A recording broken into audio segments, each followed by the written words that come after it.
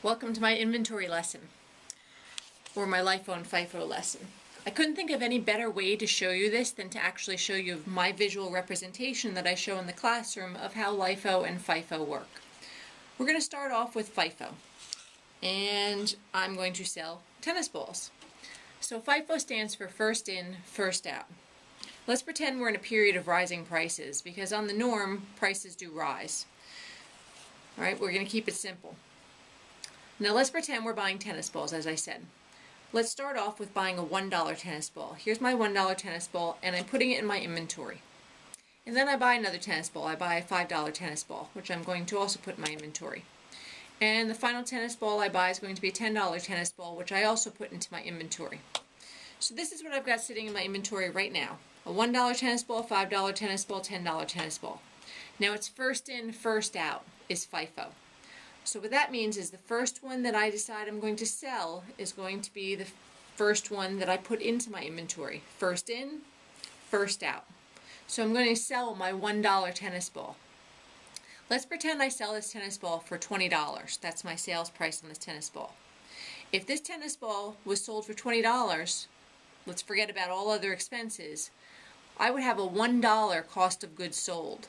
Meaning that I'm going to have a $19 worth of income on the sale of this tennis ball. I'm also going to have to then pay taxes on $19 worth of income. So this system has its drawbacks, but it also has its advantages. If you wanted to show more net income, then this is a way to go using FIFO.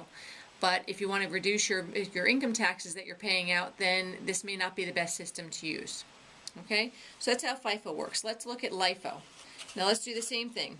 I buy a $1 tennis ball, a $5 tennis ball, and a $10 tennis ball. Again, we're in a period of rising prices. LIFO stands for last in, first out. So the last one I purchased is the first one I'm saying that I sold. I'm saying that I sold this $10 tennis ball. So this $10, when I sell it, let's say I sell it for the same $20, this tennis ball is a $10 cost of goods sold. So what that means, my income from this sale is $10, meaning you're going to pay much less income taxes, but you're also going to show much lower net income when you use LIFO. Now, one other thing I want to point out in the LIFO system that's pretty much a drawback is going to be what my ending inventory looks like. Under the LIFO system, my ending inventory has left in it a $1 tennis ball and a $5 tennis ball. Now we know that we just bought tennis balls for $10 a piece, so we can't possibly buy a tennis ball for the $6 that I've gotten there. What's sitting in ending inventory is not a fair representation of what our inventory is worth.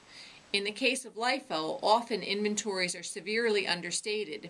Now we're talking about 3 tennis balls here, but if you had, let's say, a company that's been around for many years selling the same product and they're using a LIFO system, they may have some very, very old inventories of LIFO, at LIFO layers.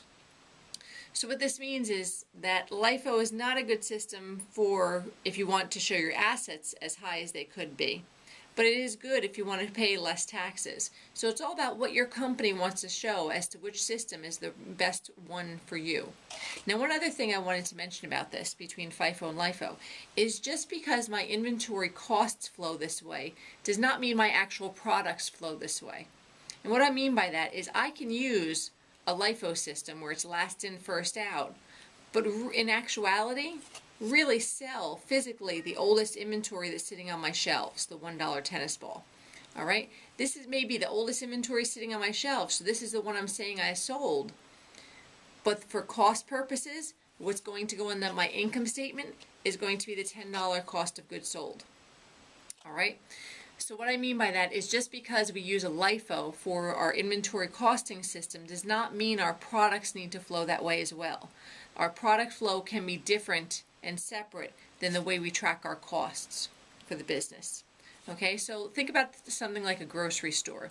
A grocery store is going to obviously use a FIFO system the way the inventory actually flows, right? They want the oldest milk to go out the door, so the first milk that was in is the first milk that they want to sell. However, they can choose to use LIFO to track costs. Okay, so the product flow does not have to match the inventory costing flow. I hope that helps.